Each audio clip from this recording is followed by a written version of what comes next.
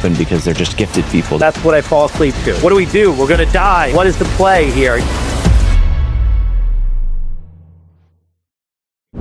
Marc is one of the most innovative business leaders of our time. He started with a company called Diapers.com, a company that took on the biggest players in e-commerce and ended up selling it to Amazon for $500 million. But he didn't stop there. He went on to create Jet.com, one of the most explosive e-commerce brands of this decade, which he sold to Walmart for over $3 billion. And now he's back at it again. His latest venture is Wonder. It's set to revolutionize the way we think about food, dining, and delivery.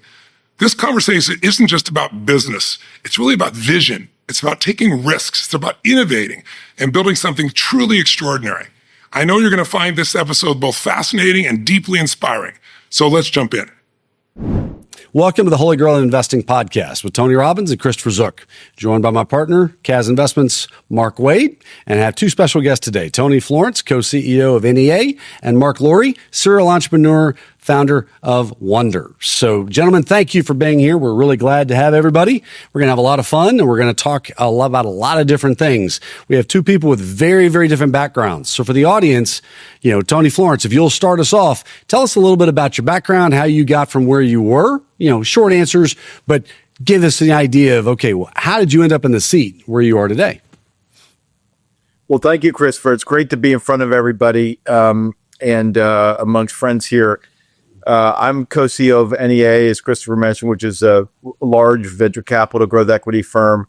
And, my origin story is simple. I grew up in Pittsburgh, so I'm a lifelong Steelers fan, which is the most important fact to get on the table. But in addition to that, after college, I went to Morgan Stanley, and I ultimately ended up running tech investment banking. But through that experience, I got to work with, very large scale companies and very emerging sort of, early stage companies that had an ambition to become large. And that was the funnest part of what I love, which was like finding young companies and sort of helping them become, big public companies ultimately.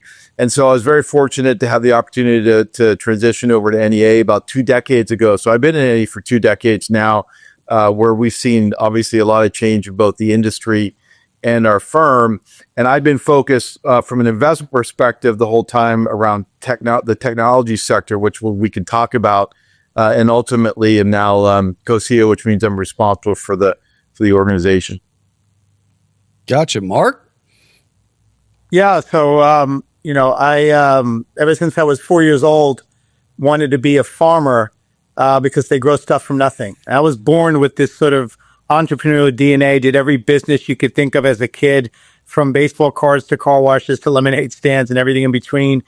And, parents had me when they were 20 years old, grew up in Staten Island, New York, didn't have any money or anything. And so couldn't really go and do a startup, after college. So I went to work in the back office of Bankers Trust and wound up staying in banking for about 6.5 years, saved some money. And then one day just decided that's it. I'm going to be an entrepreneur. I walked to my boss's office and said, I'm quitting. I'm going to be an entrepreneur. And he laughed at me. And then he realized, no, he's serious. And he was my first investor, put in $50,000 to my first company. And that was back in the late 90s. And it's been serial entrepreneurship, startup after startup since then. And now I feel like, at Wonder, I'm in sort of the prime of my career. This is everything I've been sort of working toward, and look forward to talking about it today. Well, I'm curious for you gentlemen, you guys have been in business together for quite some time now, right? I think it goes back, is it as far as a decade? Do I have that right?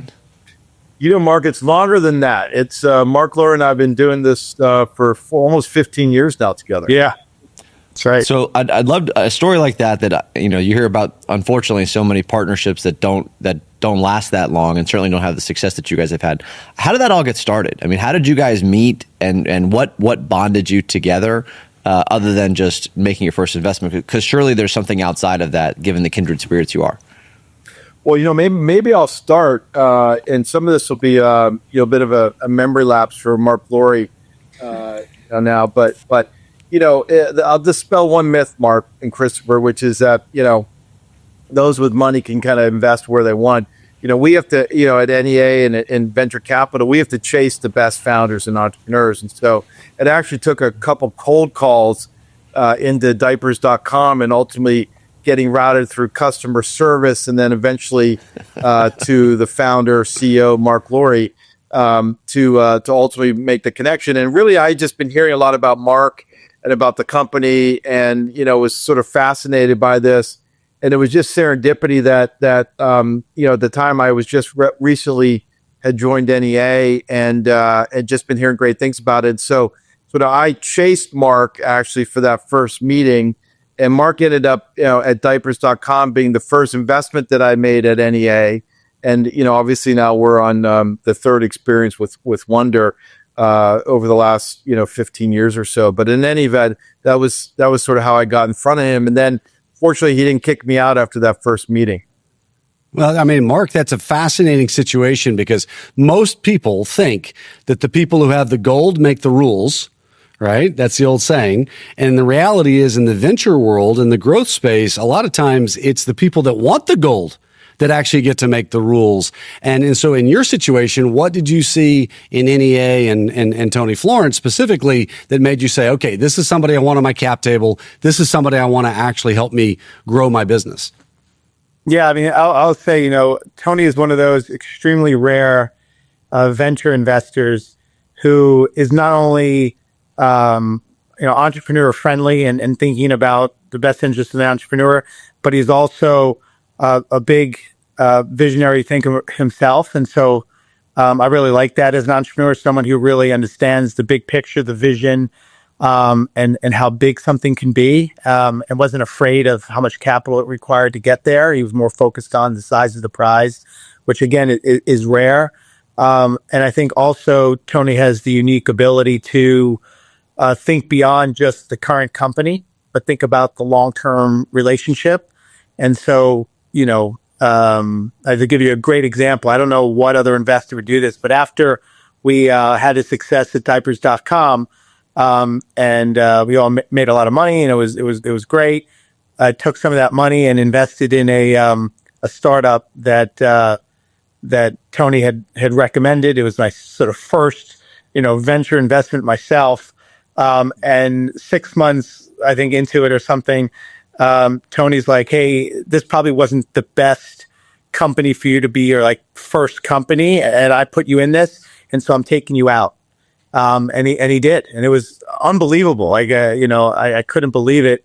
But he was thinking, ahead to the relationship with me in the future, and also just being a good human. And that's what I always love about Tony, and why he was the first call for Jet.com and the first call for Wonder. Well, I'm curious, maybe let's spend some time on Wonder, because I know that's the current big project, and it's really a game-changing type of company. How did you, Marc, have the vision for this business? What prompted you to want to start this in this area, this blending of technology and food, right? These, in many regards, this is what our days revolve around. I know for me it does, especially with little children. It's like kind of one meal to the next. Yep. So maybe share how these things came together, and in particular the partnership with Tony.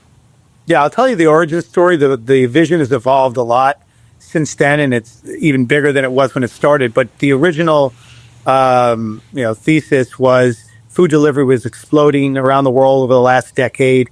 People were paying a premium for convenience like never before. People weren't cooking. They were accepting a bad delivery experience, cold food, not on time, high fees, and yet, the business continued to grow. We had two companies in this space, approaching $100 billion market cap in food delivery. And I see the net promoter score is basically negative, and thought, wow, there's a big opportunity here to disrupt this space by vertically integrating, by not only being the delivery platform, but also owning the restaurants and cooking the food. And so that's what Wonder does. We have created or own 30 different restaurants across every cuisine type, from a high-end steakhouse to Spanish tapas to burgers and barbecue, Thai, Mexican, Italian, Middle Eastern, every cuisine. We've got a restaurant that we own. And we spent the last 6 years trying to figure out, through culinary engineering and food science, how to cook all 30 restaurants in a single 2,800 square foot kitchen with no gas, no flames, no hoods, very lightly trained folks in the kitchen, and be able to deliver really high quality, consistent food over and over again. And that enabled us to basically create a delivery platform where you can order from 30 restaurants and get them all in a single delivery if you want, coming hot, fast, on time, at a quality level that you don't typically find in delivery. So that's where really Wonder was and started as a vertically integrated food delivery platform, owning the software, the delivery experience, and owning the restaurants and cooking the food. And that's how we started. We can talk about it later, but the vision has grown quite a bit since then. I do want to come back to that in a minute, but right now I'd love to hear from Tony Florence. So, Tony, people think of NEA, they think of technology primarily. Certainly Wonder fits into the technology bucket, but it's a food service business at the end of the day. The technology enables that. How is it that, there's an old saying in venture and in growth. It's really, in many cases, it's more about the jockey than necessarily the horse. It's very much who's actually going to lead that company. And so clearly Marc Lore had Jets.com and diapers and the other thing that he's done to be massively successful. But what made you say this concept with this entrepreneur would work? Well, look, I think, sir, Marc is kind of purpose built for this opportunity in many ways. If you think about what he did at Quidsi, which is a high frequency, very, very high end sort of customer service led, e-commerce business, transaction business. Jet was more on the commodity side, ultimately. And, I think, but both of those were extremely operational intensive. And I think what I got excited about with Marc was very simple. Look, Marc's one of the best founders that we've ever worked with at NEA, and certainly for me in my career. But he also sort of, I think, can not only paint a really big vision, but has a unique complement of being able to sort of like be obsessed about execution. And so very early on, Marc had a very clear vision, but also a very specific roadmap on sort of how this would sort of be built out. And like a lot of great like founders like Marc, make something extremely complex simple, which is to say that you've got a category that's one of the largest in the world, which is food, is one of the biggest laggard adopters of technology, with a consumer population that has high frequency. Every single person in the country, eats 2 to 3 times a day, sometimes 4 times like I do. It's an extremely big part of the kind of the wallet and the spend. And by the way, it's as Marc said, there just hasn't been a lot of innovation. And so when you marry that with what Marc, sort of had, which is a business model being vertically integrated, which is a big innovation, with the food science part of it, we just felt like, this was sort of purpose built for Marc, but also that it could be a really big company. And what we didn't know, but we had an inkling with Marc, was like how he would use machine learning and like next generation logistics sciences and data science and ultimately AI to really power what is an extremely kind of unique customer experience. And I think we had seen this before with Marc. If you look back under the hood at diapers, and which became Quidsi or Jet.com, but it was really fundamentally a lot of software and technology that enabled those. And so Marc has this ability to be obsessed with the customer experience. So in the end, we're delivering food, and somebody's got to love that food enough to order it the next day. But to get to that, really is grounded in hardcore technology. And the benefit of this is that there was a clean slate of paper. Like if you think about the big brands in food that today, they've all been doing it for a decade or 2 or 3, right? They're wed to a business model, they're wed to certain thinking, and they're also wed to certain sort of technology, legacy technology. And so Marc had the advantage of being able to modernize everything about this in a way that, he can now accomplish something that no one in the world can actually accomplish because of technology. It's fascinating because going to digress just a second, but Mark, this sounds almost exactly like the conversation we had recently with Jason Ballard from Icon. Icon, for those that don't know, is 3D printed home company based in Austin, Texas. We're very blessed to be seed investors in the company, and they've gone on to become really, truly changing the game when it comes to how homes are being built, because they will build a home with a 3D printer. Literally, that is true. Go to YouTube and look it up. Watch Icon build a home with a 3D printer out of concrete. And he basically was talking about how taking the legacy way in which we were building homes, which is effectively the same thing we've been doing for the last 50 years, not much has changed. 1,000 years. 1,000 years. Sticks and bricks. Sticks and bricks, still, that's true.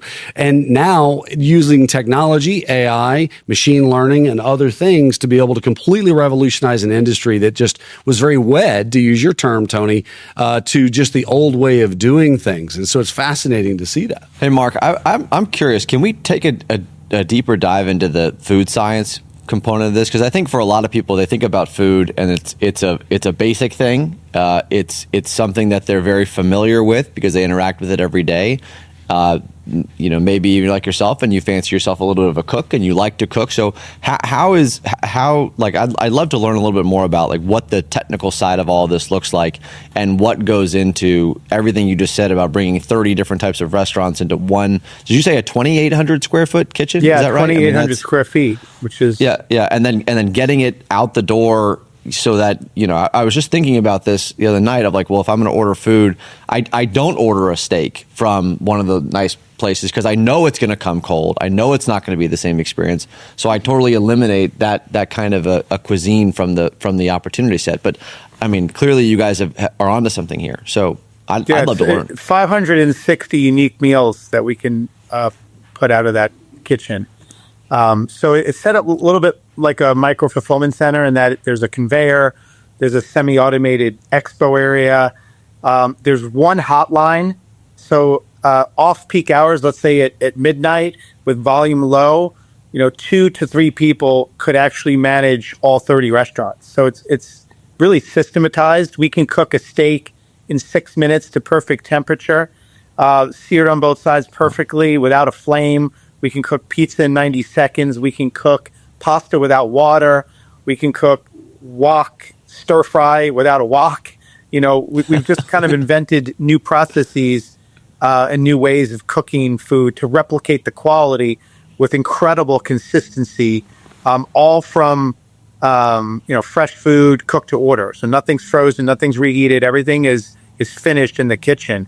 But it's just been 6 years of iteration to get it here. Is there like a technology at the core of that allows you to accomplish those things? I mean, those are very different cooking techniques. I mean, I suppose searing a steak, it could be like, cooking a pizza, but that's a very different than cooking pasta without water, which I didn't even know was possible. But yeah, so every single item has a different process end to end. Wow. But we purposely tried to limit the pieces of equipment that we have inside the kitchen to reduce complexity so that we can get consistency. We're able to easily train people, fit it in a smaller space. If we literally had the same equipment that all 30 restaurants had to produce that quality food, we'd need 20,000 square feet, right? And it would be millions of dollars of equipment. So how do you do it in 2,800 square feet? Really the magic of Wonder. That's the invention. We feel like we've really invented something. We also built all our own software inside of the kitchen, like the whole KDS and everything. So it's paint by numbers. It's all, if you order from 5 different restaurants, all the items are sequenced to finish at roughly the same time. It's timed with the courier since we do the delivery. So we know exactly when the food's going to finish, and the food doesn't sit in the kitchen. And we set a tight delivery radius of 6 minutes in the city and 10 to 12 minutes max in the suburbs. So you're getting the food hot because it's not traveling far and it's not sitting long in the kitchen because it's fully vertically integrated. That's really the magic. It's more on time because we know exactly where everything is, and it's accurate. We also use computer vision in the locations to make sure that all the items that you order are in fact what goes into the bag. So that's some of the magic. How many locations do you guys have today? Where are you? Just for those listening. We have 40 locations open now. We opened the first one 2 years ago. We'll have 100 locations open in about 8-9 months from now. So we're starting to open more than one a week. At this point, we have 15 opening in the next 10 weeks. So now we're starting to expand. We've been in the New York Metro. We're going to Philadelphia next week, and then Washington, D.C. later in the year. They're going to Texas soon, but it's not this month. Yeah, I was gonna say, when do we get Houston? Houston's a great food town. Few years out. We are a foodie town, actually. Got a lot of great cuisine here in Houston. Tony, Florence, let's talk about the economics and the business model here. When I hear 35, 40 restaurants going to 100, obviously, that's a lot of CapEx, a lot of growth that has to be handled, a lot of logistics, that kind of thing. How big does this need to get? And I don't want to get into specifics, financials, things of that nature, but how big does this need to get in order for a firm like NEA to get the return that you're going to demand for your investors? Well, look, I mean, the progress that's been made is incredible. And by the way, I'm just like, as Marc keeps talking about steak and pizza, I'm getting very hungry, so I can't wait to get off of this. I fortunately live in New York, so I can go order Wonder. But, like a lot of what he talked about, really plays out in the financial physics of the business, which I'll come back to. But, I think number one is that the customers are obsessed over the quality of the food. And that leads to a high NPS and high repeat rate. Secondly, the customer is obsessed over the fact that we've got really significant delivery time advantages relative to any other alternative. So we've got an ability to really, lean in on that. And then lastly, choice. Like I remember, this is, by the way, a 15-year lesson that I've learned with Mr. Marc Lore. Like selection matters, choice matters for customers in any business. And so I think like the fact that, Christopher, you can go on Wonder if you're here in New York, and let's say you're with 3 of your partners, and one of you can order from the steak restaurant, the other from Greek, the other from Italian, all from the same restaurant, all delivered in the same beautiful Wonder packaging with the same value proposition around food, quality, heat, temperature, everything else. It's an extraordinary experience that generates, again, high loyalty, high frequency. So the financial physics are actually advantaged by a lot of what Marc is talking about. In addition to that, at the unit level, like the one thing that I love about the way Marc thinks is he doesn't necessarily break from the laws of economics on the business. Like the unit level economics are really best in class. And that's because we can have higher throughput, ultimately higher revenue per box relative to sort of competitors. And in addition to that, over time, like a better payback ratio, time to payback, and ultimately a better contribution margin. The other thing that Marc sort of, again, he drops little crumbs you guys have to follow in this storyline, with 2 or 3 people working, at a Wonder compared to if you go into a normal place, there might be, 5, 10, 15, 20 people. Ultimately the labor advantages that they have are quite significant in addition to all the other line item advantages. So the contribution margin and ultimately the EBITDA margin of the unit level is, again, sort of best in class. So, what we think where we are now, after years and years of like the hard science, the development, the vertical integration, and now we've proven out the early cohorts, we're in a position of rapidly scaling. And so we're really excited about that. And while, look, it takes a little bit of capital, the return on capital right now for the next kind of, 25, 50, 100, 200 units is really going to be best in class because, we've got, and then the last thing is like, which again, not coming from this industry, I've sort of come up to speed a little bit, after our initial bet on Marc, and the idea is that little things like site selection. Like you'd be shocked at like how hard it is to go into Houston, Texas, and you don't need permits for a Wonder because you don't have a lot of the venting and all the other things that get stuck into a lot of the permitting processes on a local basis. So we have ability to have velocity of growth because of the financial physics, because of the kind of the core advantages at the unit level, but then also because of our site selection model. That allows us to kind of grow at a faster clip. So if you look back and you look at the other sort of like comparables, if you will, in the restaurant industry, our ability to open 25, 50, 75, 100 in 6, 12, 18 months is far advantaged because of a lot of these financial advantages, but also some of the other things underlying the model. Well, I mean, it's in every single restaurant ever, it's all about managing, your food cost, your labor cost, and your occupancy. If you handle that, everything else for the most part will take care of itself. And the interesting thing about what you talked about is from a scalability perspective is not having to go through this long permitting process that a traditional restaurant would have to go through, because having watched a lot of businesses over a long period of time just kind of struggle with being able to scale, because while they think it's going to take 2 months, it ends up taking 4 months for something they have no control over whatsoever. So not having to go through that, that process is obviously very, very valuable. So when you think about, as a business, Marc Lore, I mean, the exit strategy is all, the old saying, begin with the end in mind.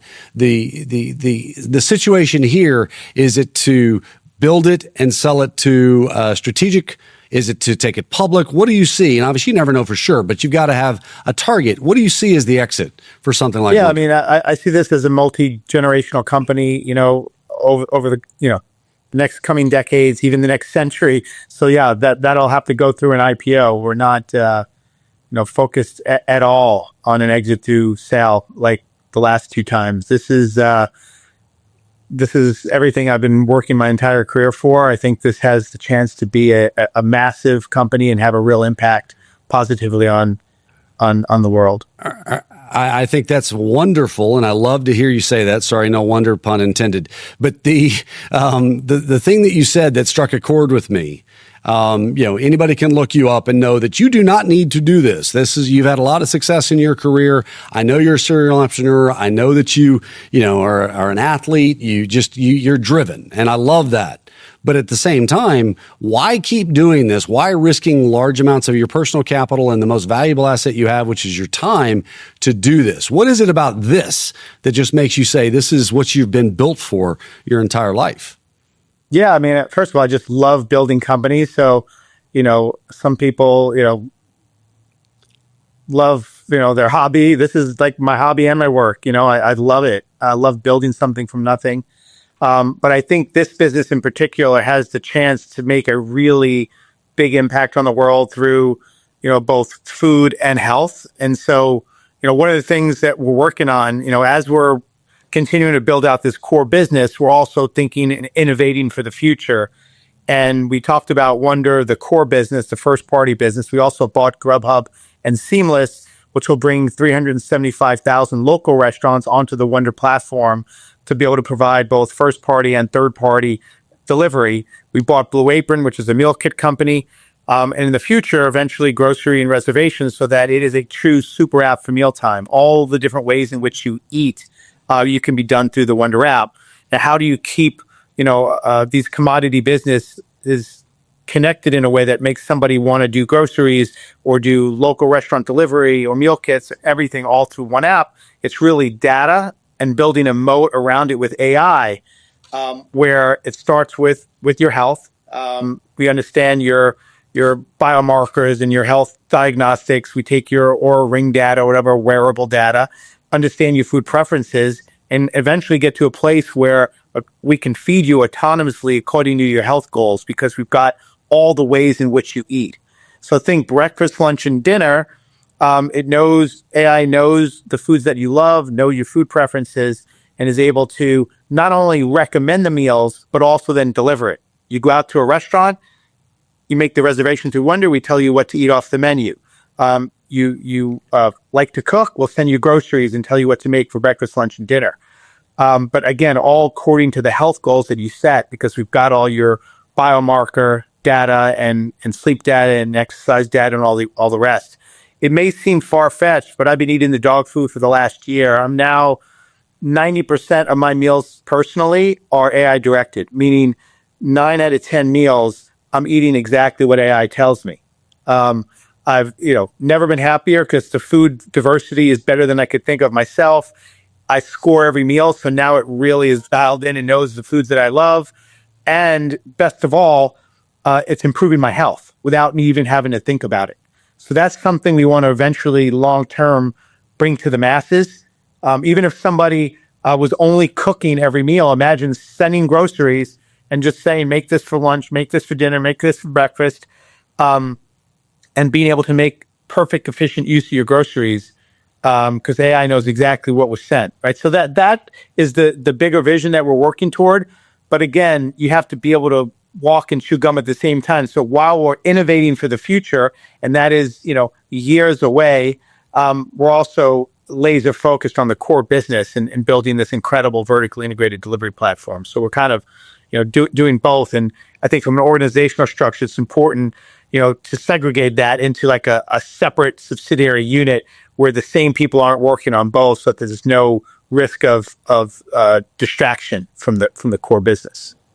I mean, Christopher and Mark, you just heard a little bit of a masterclass from Marc Lore on sort of that duopoly of thinking. I mean, this is what we love as an investor about Marc, right? I mean, I'm just thinking like literally off the top of my head yesterday, 8 a.m., I think it was, I got a call from Marc, and he's telling me about some orders that came in over the weekend around how they were able to deliver, $1,000 of food and, 75 orders in like 17 minutes, and the NPS score and, everything. In the afternoon, he's recruiting, like an all-star sort of for a part of the company, which is one of the really great, things that Marc's done, which is team building, which is really, important. It's not just about Marc, but the whole team. And then, last night I get a early look, on a video at like 11 o'clock on this AI app he's talking about. So I think like it really does take all of that to kind of like continue to do and excel and build and grow at this breakneck speed. And I also think it takes that level of obsession to kind of win, a game of inches during the day, and kind of think ahead, 1, 2, 3 years out on what the vision of that experience could be, that none of us really need to think about what we eat every day, but wonder fulfills it almost automatically. I'd love to maybe learn, you guys are talking a lot about kind of where you are today and even what the future is going to hold for the company. But you guys have, the company's been around for 7, years or so to this point. I'd love to learn how that strategy and that vision has evolved over time, right? Because Marc, you've made a couple references to the fact that sort of how you started and what you were focused on then versus where you are today. Those are two different spots. So I'd love to maybe have you guys share that history together, and Tony, what your involvement was, as a board member and that sort of thing. Yeah. I'll let Art go through the details. I mean, we were there, at the beginning when he had a piece of paper and a vision, and we're here today. So I'll give you my lens on that, but Marc can kind of talk you through his evolution of his thinking for sure. Yeah, I think, the big vision hasn't changed, but I say the strategy definitely has, and I'll sort of walk you through it. I think this idea of vertically integrated food delivery platform, owning the restaurants and owning the delivery, hasn't changed. But I think in the beginning, we thought, rather than cook and then deliver, what if we delivered and then cooked? So we basically built this technology inside of the back of a Mercedes Sprinter van. You'd basically order from your restaurant, you drive to your house, and you'd be able to cook it really fast outside your door, high quality, so that the heat is on it. There's zero delivery time. And we thought that was super innovative. We had to invest in all this technology that we're now using in the brick and mortar to be able to cook really fast with limited equipment, where the driver had to cook. So we had to dumb it down so that, anybody can do it. There was no training necessary. And I think that paid huge dividends in the future. Trucks were working really well. Customers loved it. But we also tested a brick and mortar because there were some distinct advantages, namely lower capital, a much bigger TAM with the brick and mortar because we can go into urban and even ex-urban areas with the trucks couldn't go. We had lower labor. We offered customers the ability to do multi-restaurant ordering because we had all 30 restaurants in one location as opposed to one on a truck. The big question mark was, can you replicate the quality from a brick and mortar and drive it to somebody's home? So we set a really tight delivery radius. We found out what's the radius that would really make the customer value prop similar to the trucks. And we found that this magic number is like 10 to 12 minutes. If you go over that, it starts to degrade. But if you can keep it tight and not have the food sit, we actually proved that we can get similar scores. So this is like one of those situations as an entrepreneur where you're digging for silver and you find gold. What do? If it required a very swift decision. We couldn't run brick and mortar and trucks at the same time. So we made a decision in late 22 to stop the trucks on a dime and put all of our focus and all our best people on brick and mortar. And I think looking back now, it turned out to be a great decision because, the TAM is much bigger. It's much more profitable. The growth rate is there. And in the last 2 years, we've been able to open 40 of these units. And that's something you need to do as an entrepreneur. You always have to be looking at all the information every day and be truly objective about, if you had a clean sheet of paper, what would you do, knowing everything you know up to this very point.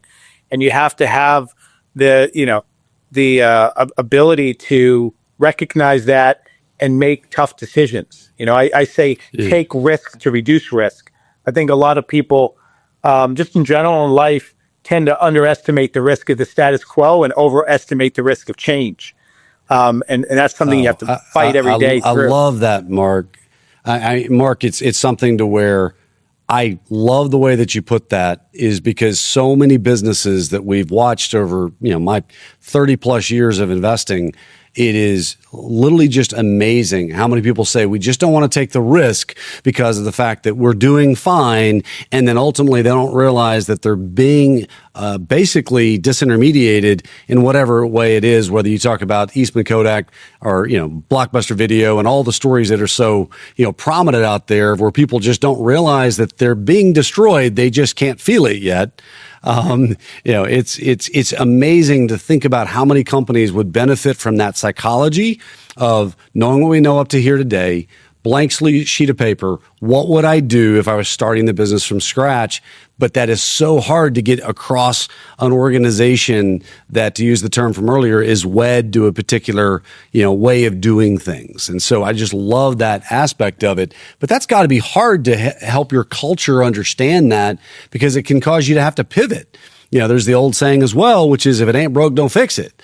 Well, you're saying, no, let's go break it over and over and over again and do something totally different because it's better. How do you drive that through the culture? Yeah, I mean, it definitely is one of those things that has to be top down. And I think it's, painting a picture of the vision, explaining the rationale, and then being decisive. So, I mean, you can do the first two, but if you're not decisive, people just get confused.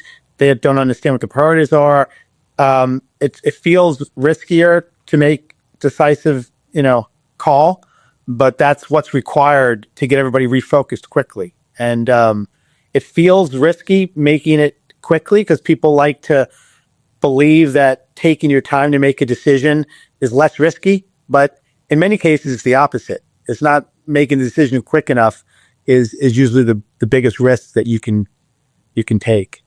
So you guys sound like you would get along in terms of your management techniques here. Just to be candid, I'm thinking so much about the way we make decisions internally at CAZ and how quickly things happen, and I think it catches some people off guard, especially who are new to the organization. Yeah, the speed of CAZ is a real thing, and sometimes it can be unsettling, which is why I honed in on that, because people, especially if they've been used to doing something, it's been successful, they've done it for 5 years, for 6 years, and all of a sudden you're saying, like, we're not going to do it that way anymore because there's a better way. It's tough. Well, I'm curious, maybe a question for the three of you all. As I like to say it, there's a difference between being in a rut and being in a groove, right? And so, like, we don't want to be in ruts, we want to be in grooves.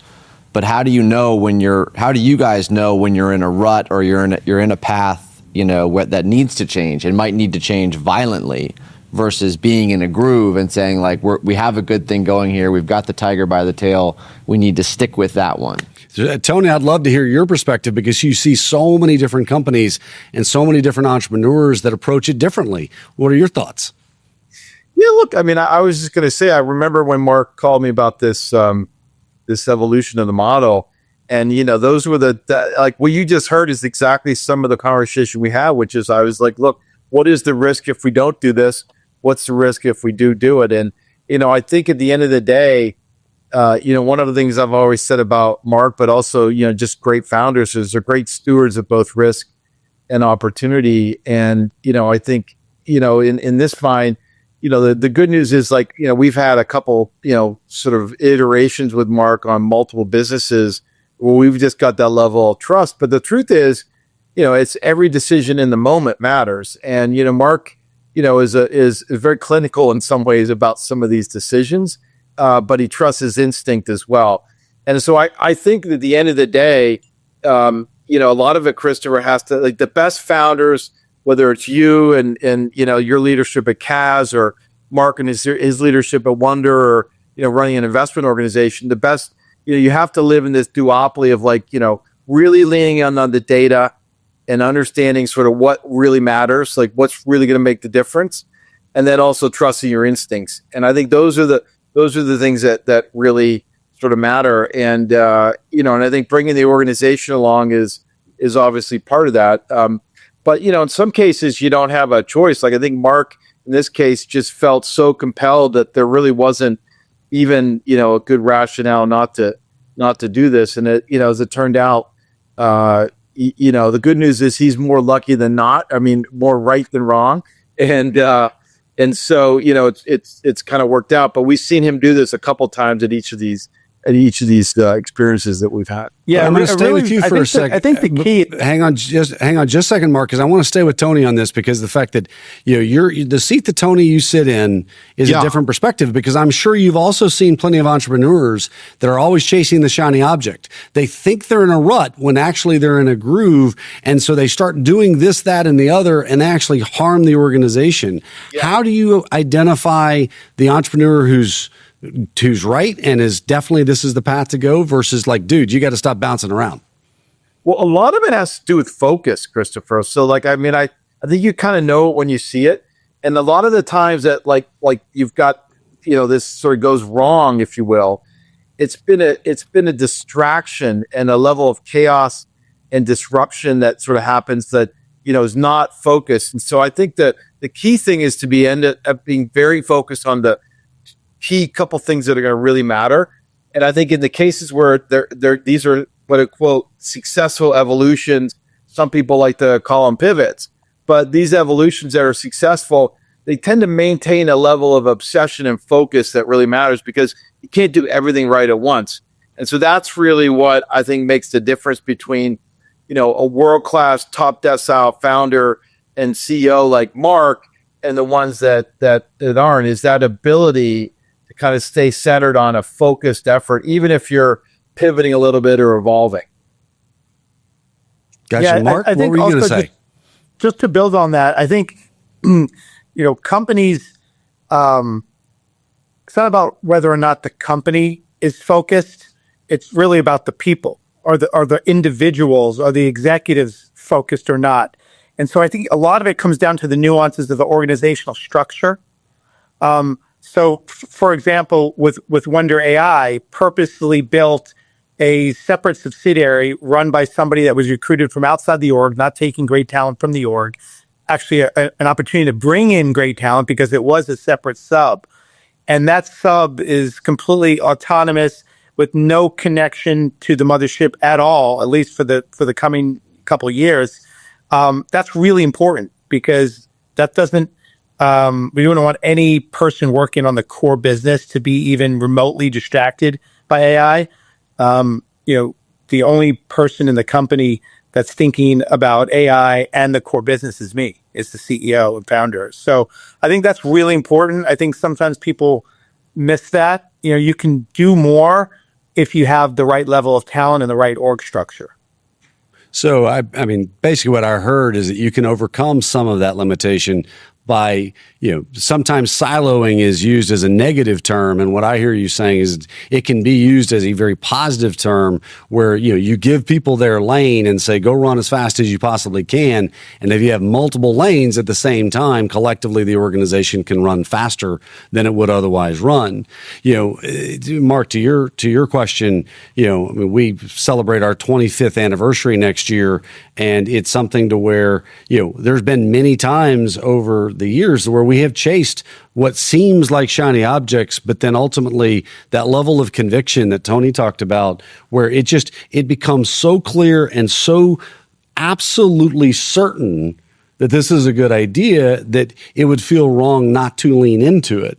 The good news is that most of the time the organization can feel that conviction, they can feel that enthusiasm, and that confidence and that certainty rubs off. And other times it can obviously not, and that is something that's very much of where the science of business becomes art, and certainly leadership comes in, quite a bit. Well, I think in those situations that you guys are talking about, these different pathways you can go, and Marc, you said it has to come top down, right? It's got to come from the leadership, which is similar to what you just said of like, there's got to be a sense of conviction and the organization has to feel it. They're not going to feel it if the leaders don't feel it and if the leaders don't push it out.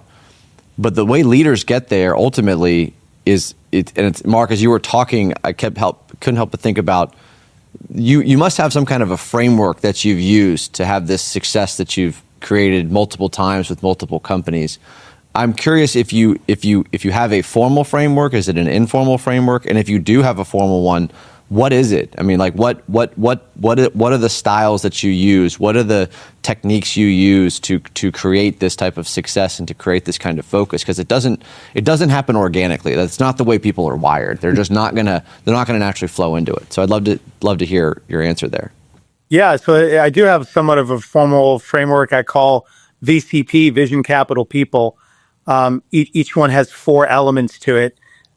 We as the leadership team have a meeting called VCP every week where we're just talking about the fundamentals. We're not talking about the day-to-day business. We're talking under V for vision is really like all the nuances of where we want to be 5, 10, 20 plus years into the future. The strategy to get there. Again, in the nuance is the most important. When you say very, what do you mean by very? Or, we want to do it cheaper. What do we mean by cheaper? How cheap? Like getting into the nuances where all the executives understand the vision and the strategy and all its nuances is so powerful. And when you tie that with an organizational structure that lines up to that strategy, so it's not just, a lot of times the org structure is in the people department and it's just very functional as opposed to the organizational structure living under the V, because you want to have the best people reporting to the CEO, have the accountability for delivering against that very specific strategy that ties to the vision. So you build a structure around the strategy, having a capital plan, not just how much capital you want to raise today, but next round, the round after that, at what valuation, how much capital do you need to get from one round to the next? And what do you need to prove between now and the next round to, I always try to double the valuation. And what do we need to do that? And then under the P, it's about building a culture that's able to not only attract the very best people in the world, but also keep them motivated and get the very best they've got to give. So that means, what are your values? What's your mission? What are the behaviors that you look for in the people you hire? What's the compensation system? And what's the performance management system? How do you reward? How transparent is that?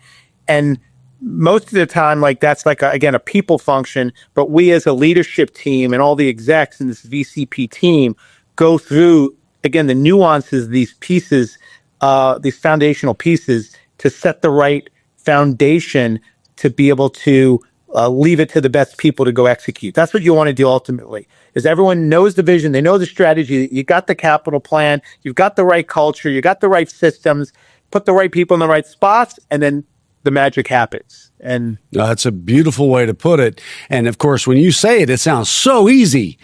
It's just really, really, really stinking hard to actually execute that with these, with real human beings sometimes. But obviously, that's what makes great founders. That what makes great leaders and I think, as well.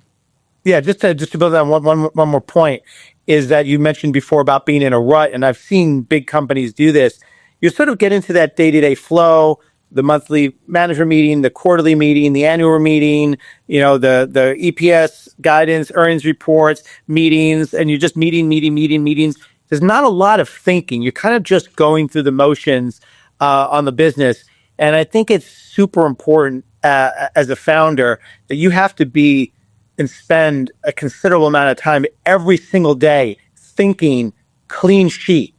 Like not in a sort of like day-to-day pattern. And so I use that time at night when I go to bed every night. That's what I fall asleep to. It's basically reverse engineering vision, strategy, running scenarios in my head and thinking based on the information I learned today, anything new? Is this the right strategy? Is this the right vision? And just playing it out, those scenarios over and over every single night. And I do think that all that time I spend thinking, and I think it also translates to some of my team as well, that allows you to move much faster.